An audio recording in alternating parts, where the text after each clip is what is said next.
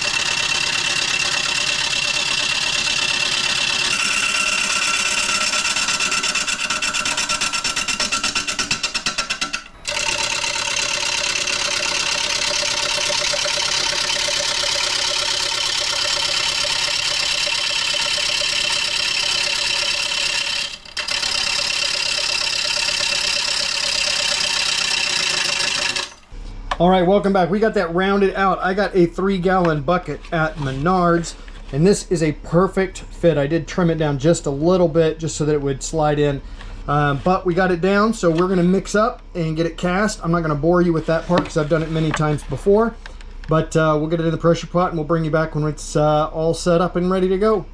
See you in a bit. All right, we are back. We got it cast up, so we've got that nice piece of mesquite cast. Gonna get that rough shaped on the outside, then we'll start hollowing and go from there. So let's get rolling.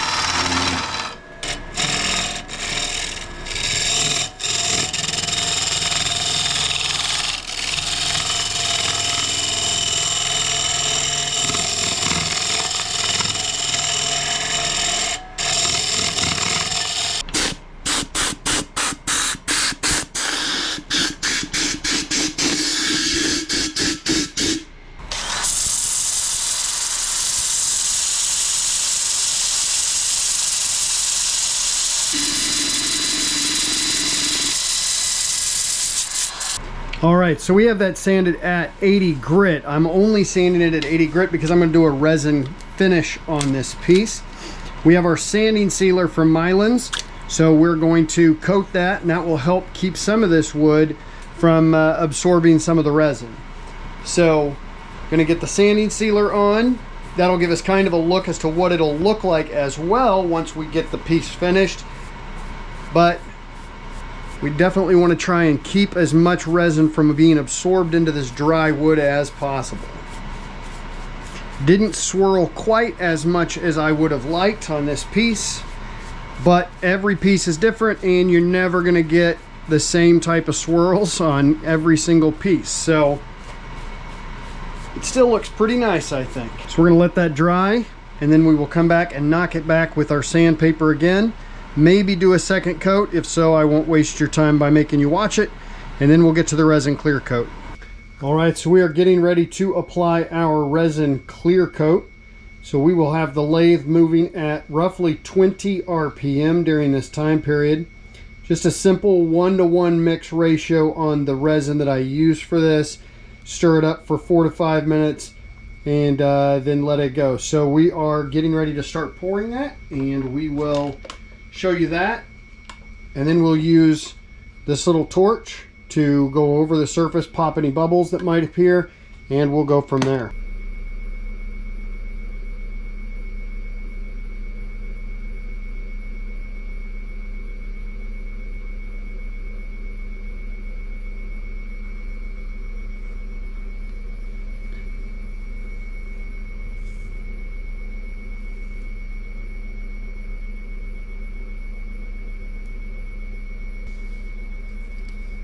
These little spatulas work wonders at getting this spread around nice and smooth.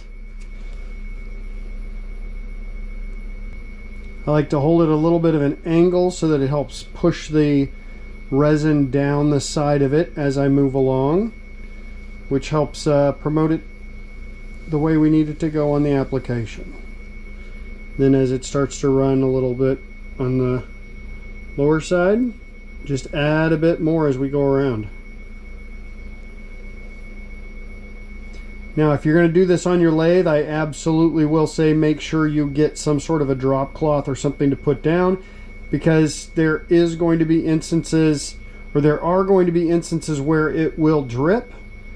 So that just keeps the resin off of your lathe, so you don't have to worry about that occurring and causing long-term damage with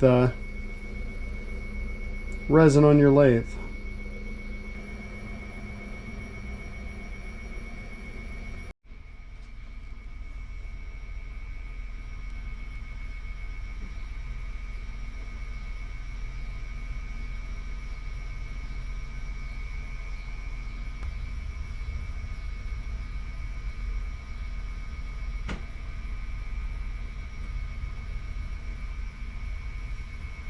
Important thing is just take your time, make sure you get a nice even coat with it. That's why this spatula, like I said, this spatula tool works really well at distributing the resin evenly. You get a nice smooth coat, and then as the lathe continues to turn over the next few hours, it will level out itself and you get a nice even coat. Keep the torch a distance away, moving back and forth. You don't want the flame to necessarily hit the resin, but it will pop air bubbles that can show up in the resin to give it that nice clear settled finish.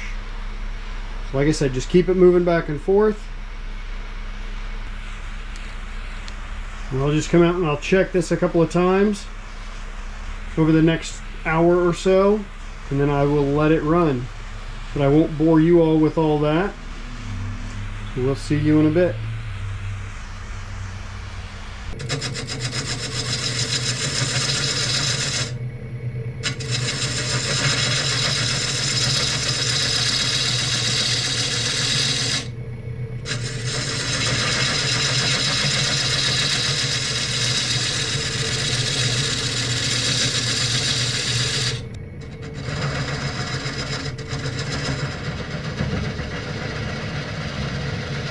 Hey everybody, welcome back. Hope you enjoyed that project. It's taken me quite a while to get this done.